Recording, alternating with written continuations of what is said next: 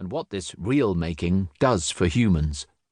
This is not a claim that gods are not real or that people who are religious feel doubt. Many people of faith never express doubt. They talk as if it were obvious that their gods are real. Yet they go to great lengths in their worship. They build grand cathedrals at vast cost in labor, time, and money. They spend days, even weeks, preparing for rituals, assembling food, building ritual sites, and gathering participants. They create theatrical effects in sacred spaces, the dim lighting in temples, the elaborate staging in evangelical megachurches, that enhance a sense of otherness but are not commanded in the sacred texts. They fast, they wear special clothes, they chant for hours, they set out to pray without ceasing. Of course, one might say they believe, and so they build the cathedrals. I am asking what we might learn if we shift our focus. If, rather than presuming that people worship because they believe, we ask instead whether people believe because they worship. I suggest that prayer and ritual and worship help people to shift from knowing in the abstract that the invisible other is real, to feeling that gods and spirits are present in the moment, aware and willing to respond. I will call this real making, and I think that the satisfactions of its process explain, in part, why faiths endure.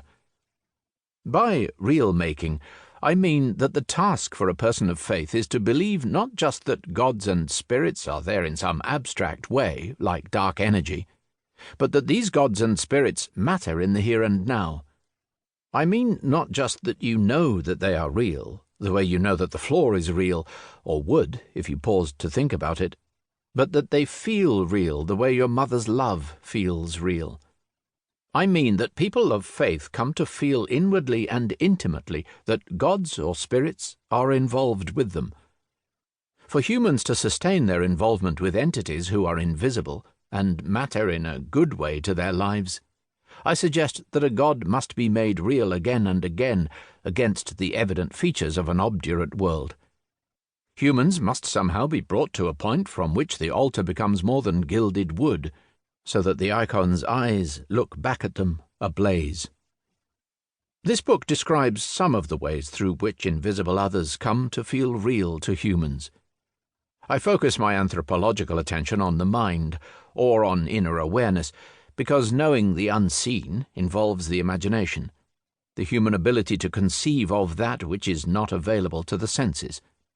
As Maurice Bloch reminds us, the capacity to imagine makes religion possible.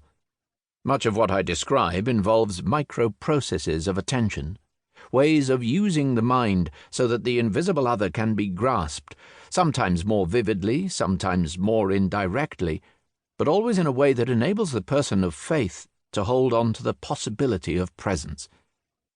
I call these acts of real making kindling, because they are small events, like the twigs and tinder from which a great fire can be lit, that shape where and how the fire burns.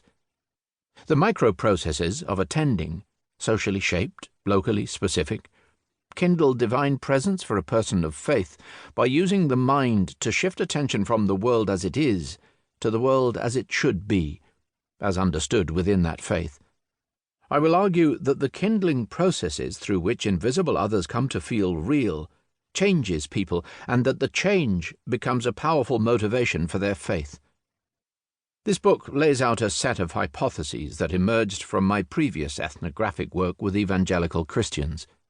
I have explored many other faiths: British magic, American Santeria, Indian Zoroastrianism, and others. It was, however, in the evangelical tradition that I saw a process of real making that I set out to understand in depth. Much of what I saw there occurs in other religions. Much is different, of course. But the problem that spirits are invisible is common to many social worlds. Here I ask whether the basic processes I saw at work in the religions I know may illuminate something about religion in other social worlds. The basic claim is this: that God or spirit, the invisible other, must be made real for people, and that this real making changes those who do it. When I look at the social practices that surround what we call religion, I see a set of behaviors that change a practitioner.